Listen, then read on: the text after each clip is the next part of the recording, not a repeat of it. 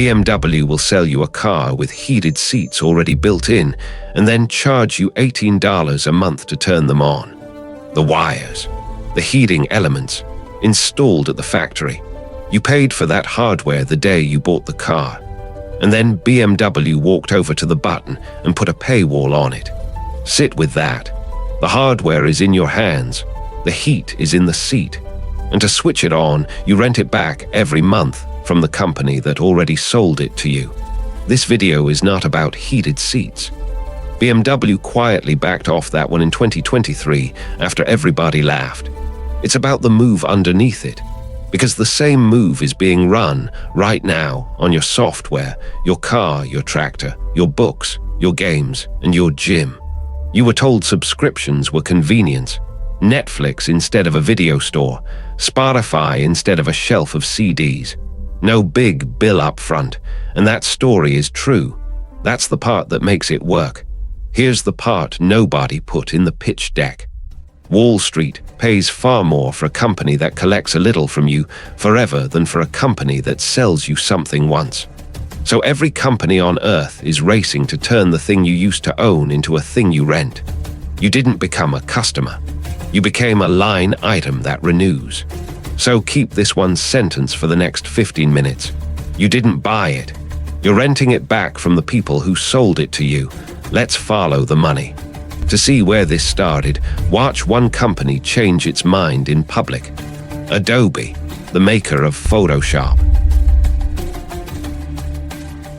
For decades, Adobe sold you software the old way. You paid once, a few $100s, sometimes a lot more, and the disk was yours to keep. In the fiscal year that ended in 2012, Adobe took in $4.4 billion. And only about 15% of that came from subscriptions. The rest was mostly one-time sales. Then, in May 2013, Adobe did something that looked at the time insane. It stopped selling you the software. No more buying Photoshop outright. From now on, if you wanted the new version, you rented it monthly, forever, as Creative Cloud. And the bill came due immediately. Watch the revenue line. The very next year, Adobe's total revenue didn't climb. It fell to just over $4 billion because you can't book a whole license all at once anymore. You collect it a month at a time. Analysts have a name for that dip, the J-curve. You swallow a bad year on purpose. So why would anyone walk into a worse year on purpose? Because of what comes after. By the fiscal year that ended in late 2024, Adobe's revenue wasn't $4 billion. It was $21.5 billion, and more than 95% of it was subscription. Recurring, predictable, arriving every single month. Here's the trick, and it's the whole video. To Wall Street, a dollar that shows up every month is worth far more than a dollar that shows up once, because they can count on it. Investors pay a much higher multiple for revenue they can predict. Same company, same software, repriced, because the money now comes on a schedule. The industry even writes the math down, and the math has a favorite customer, the one who signs up and never looks at the charge again.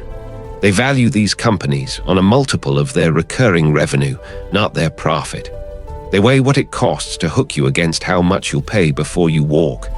And the number that rules all of it is churn, the rate at which you quit, which leaves every subscription business praying for one thing, that you forget to cancel. A subscriber who forgets is worth more than a buyer who's done. Sit with that, because every maze and every buried button in this video grows out of that one sentence. Adobe proved forever pays. Everyone copied it. And copy it they did. Netflix trained an entire planet to pay monthly. At the end of 2011, it had around 24 million paid memberships. By 2024, north of 300 million. And notice the word memberships, accounts, not people, a number that renews while you sleep. Microsoft moved Office onto a monthly plan and hit 1 million subscribers in about 100 days. Spotify did it to music, and every one of them was genuinely convenient. That was never the lie. The lie is what convenience quietly trained you to do, to pay monthly for everything and to stop noticing. So let's do the thing they'd rather you didn't. Let's add it up. Ask people what they spend on subscriptions each month, and in one 2022 survey of 1,000 Americans, they guessed around $86. Then the same survey walked them through their actual bills, line by line. The real number was about $219. That's a gap of about $133 every month that you could not see. Call it $1,600 a year, leaking out the side of your account from services you'd have sworn cost less. And it isn't just one survey. A separate study put the average household closer to $270 a month. And in that one, every single person underestimated their own spending. Not most of them, all of them. Here's the part that should sting. Surveys keep finding that a large share of people, roughly 2 in 5, keep paying for something they've already stopped using. The average person bleeds around $200 a year on subscriptions they forgot they had. $200 a year, gone. And that's not your failure. Remember the prayer from the last chapter. You forgetting is the plan, working exactly as designed. You are the recurring revenue, and you're leaking money you can't see. So if your forgetting pays them, what do you think happens the moment you try to remember and cancel? You meet the Roach Motel, easy to check in, engineered to be impossible to leave. That name isn't mine. A designer named Harry Brignall coined the term dark patterns back in 2010, the little tricks that steer you into choices you never meant to make. The Roach Motel is his, easy in, hard out. And nobody built it better than the biggest store on Earth. In June 2023, the Federal Trade Commission sued Amazon over Prime. According to the complaint, Amazon deliberately tricked people into signing up and then built a cancellation flow so punishing that, the complaint alleged, Amazon's own team nicknamed it Iliad after the endless Greek war poem. To get out, the complaint said, you crossed 4 pages, 6 clicks, 15 separate options built to wear you down. I want to be precise here. Those were allegations. Here's how it ended. In September 2025, Amazon agreed to pay $2.5 billion to settle $1 billion as a penalty and $1.5 billion in refunds to roughly 35 million customers, up to about $51 each. And as these deals always go, Amazon admitted no wrongdoing. Of course it didn't. $2.5 billion for something nobody technically did. And it's a pattern, not a one-off. The Justice Department and the FTC accused Adobe, yes, the same Adobe, of hiding a steep early termination fee on a plan that quietly defaulted you to annual, paid monthly, with the penalty tucked behind a little hover icon. Adobe agreed to settle for $150 million. It denied any wrongdoing. The list keeps going.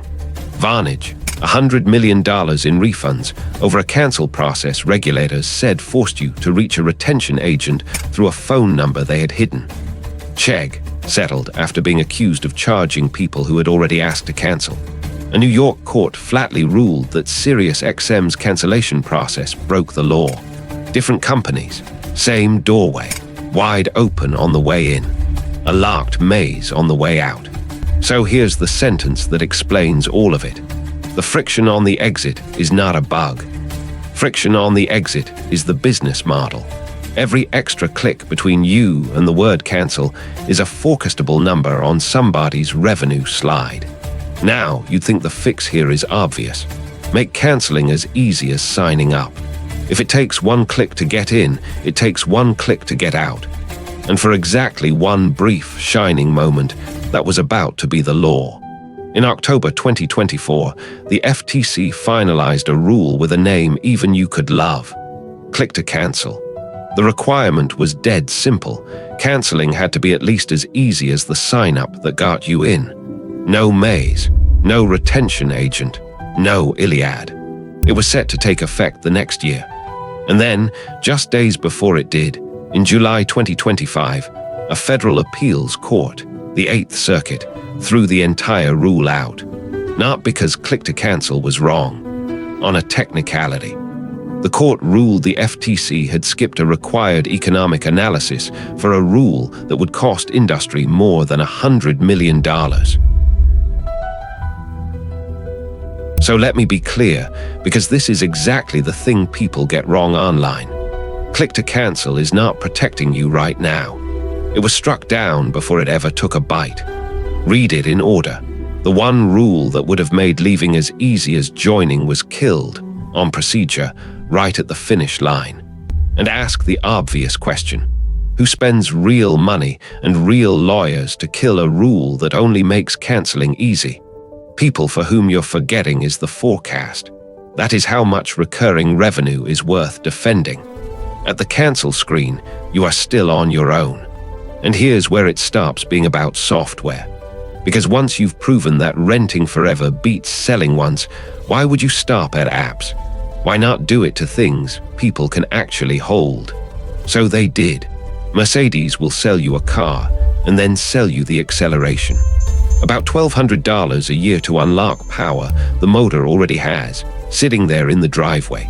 Tesla rents its full driver assist software for around $99 a month. And that heated seat we opened on, same idea, wearing a hood ornament. The hardware ships inside the car. The bill is a separate product. Peloton will sell you an exercise bike, and it's a very expensive clothes rack without the roughly $50 a month membership. And if you buy one secondhand, to dodge that first big price.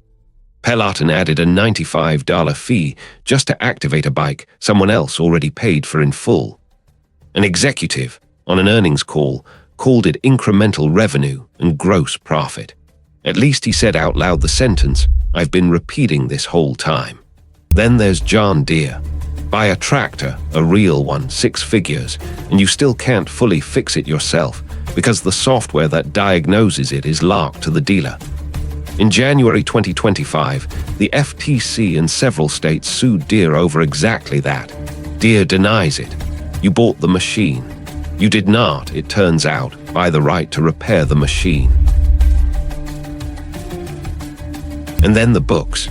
In 2009, Amazon reached into people's Kindles overnight and deleted a novel they had bought and paid for. The novel, and you truly cannot make this up, was George Orwell's 1984. Amazon's founder called the move stupid and thoughtless and refunded everyone. Call it the warning shot. Then, quietly, in early 2025, Amazon removed the button that let you download your Kindle books and keep a copy on your own computer. Nobody deleted anything this time. They just closed the door you used to be able to walk out of. The button was always there. The bill and the lock are new. You'll hear a slogan pinned to all of this. You'll own nothing and be happy. Let me be accurate, because the internet almost never is. That line comes from a 2016 essay by a Danish politician imagining one possible future. It was a provocation, not a policy, and the forum that published it later distanced itself from it. Nobody in a boardroom is chanting it. They don't need a slogan. They have a business model. And a video game executive said the quiet part right out loud, that gamers should, in his words, get comfortable with not owning your game. Get comfortable. That's the whole ask. Not that they'll seize ownership from you by force, just that you'll stop expecting to have it. So here's the whole thing stripped down. Ownership didn't vanish. It got repriced as a subscription and pointed at you. The heated seat, the tractor, the book, the bike. It's the same playbook that Adobe ran in 2013, now run on the physical world. You were sold a story about convenience. Here's the number underneath it. About $200 a year gone to things you forgot you were even renting. So go read your own bank statement in order, line by line, and find the charges you can't explain. That isn't convenience. That's the leak. You didn't buy it. You're renting it back from the people who sold it to you. Now go cancel something.